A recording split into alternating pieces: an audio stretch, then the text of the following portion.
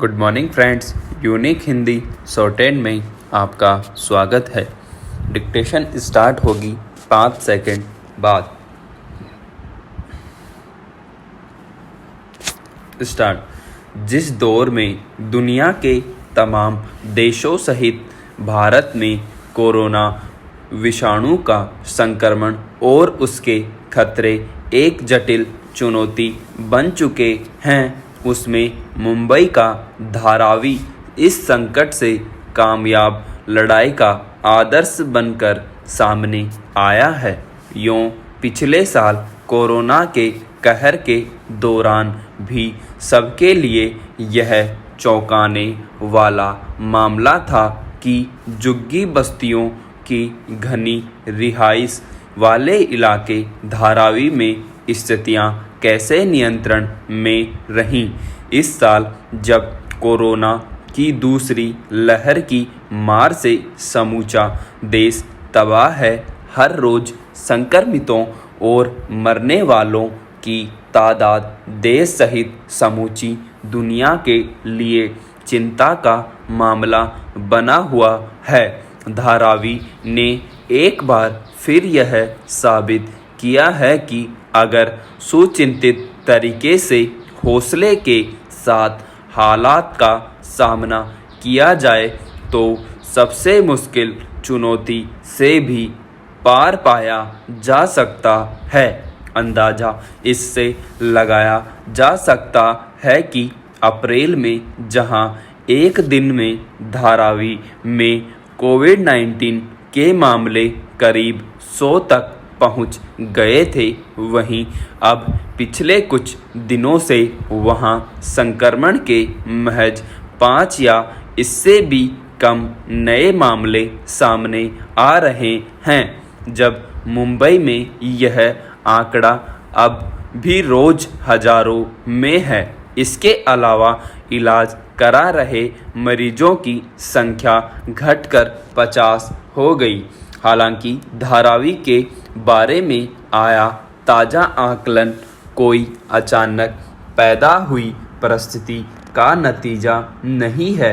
इससे पहले जब कोरोना विषाणु शुरुआती दौर में ही देश भर में कहर बरपा रहा था, तब भी धारावी के निवासियों ने इस महामारी से निपटने के मामले में एक शानदार मिसाल सामने रखी थी।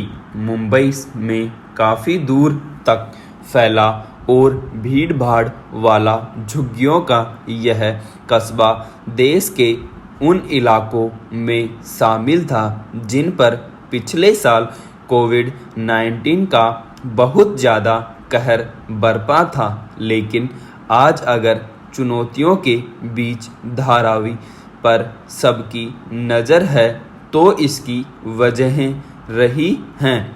वह मुंबई महानगर पालिका में अधिकारियों का कहना है कि धारावी मॉडल और टीकाकरण अभियान ने इलाके में दूसरी लहर को कामयाबी के साथ रोकने में मदद की।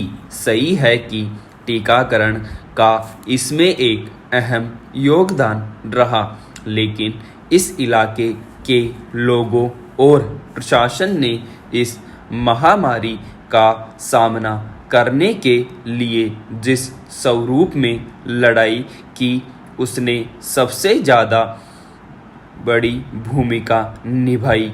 यही वजह है कि आज उस स्वरूप को धारावी मॉडल के नाम से जाना जाने लगा है। साफ है कि पहले दौर में जिस तरह की सावधानियां बरती गईं और उसमें निरंतरता कायम रखी गई, उसी का यह हासिल है कि दूसरी लहर में भी यह अहम फ़र्क दर्ज किया।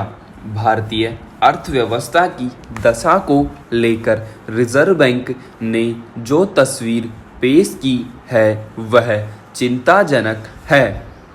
केंद्रीय बैंक यह बता पाने की स्थिति में भी नहीं है कि हालात सामान्य कब होंगे। रिजर्व बैंक ने अपनी सालाना रिपोर्ट में साफ कहा है कि अर्थव्यवस्था पर दूसरी लहर का असर लंबे समय तक बना रहेगा।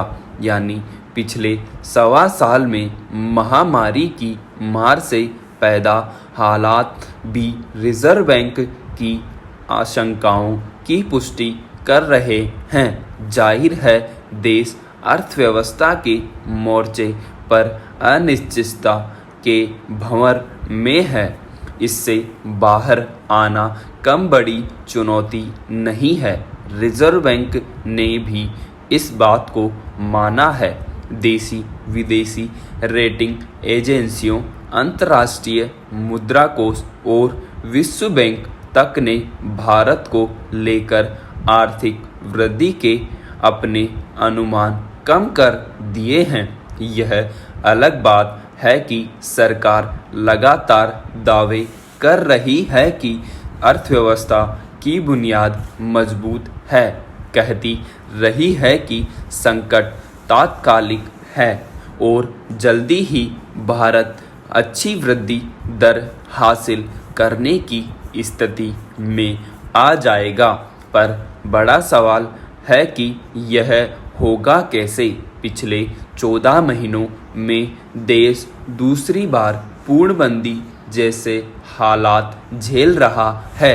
बीते साल की पहली तिमाही में बंदी के कारण ही सकल घरेलू उत्पाद यानी जीडीपी दर 0 से 24% नीचे आ गई थी।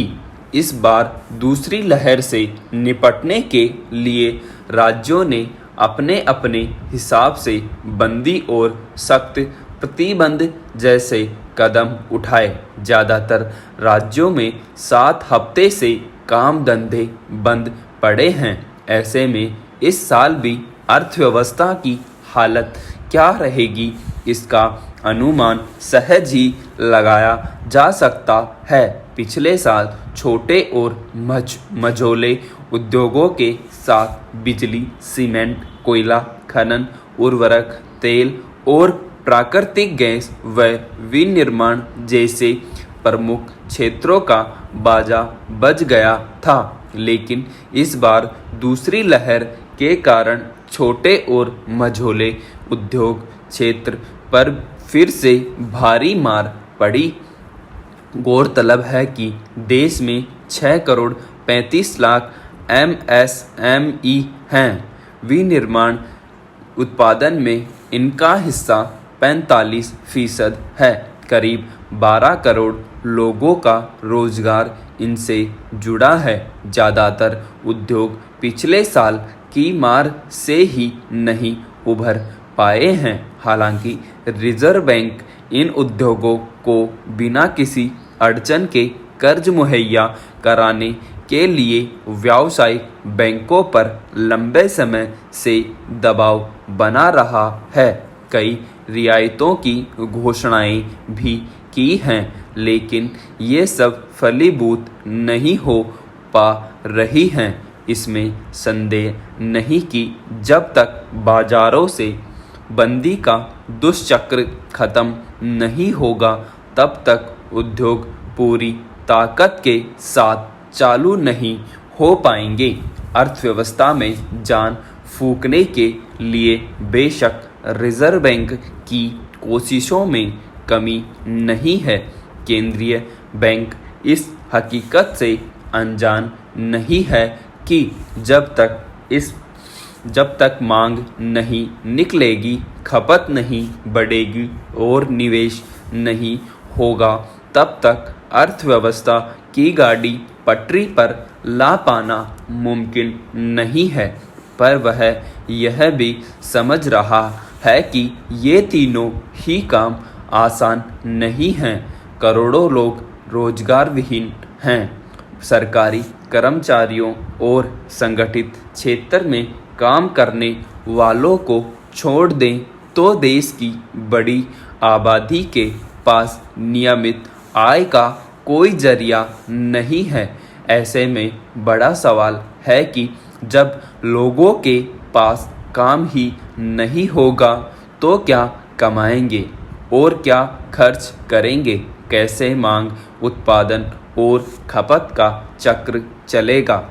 रिजर्व बैंक ने टीकाकरण पर जोर इसीलिए दिया है कि महामारी से जल्द छुटकारा मिले और हालात सामान्य हों। लेकिन भारत में टीकाकरण की स्थिति किसी से छिपी नहीं है। यह सही है कि जान है तो जहान है, लेकिन अब दोनों को समान रूप से बचाने की चुनौती है।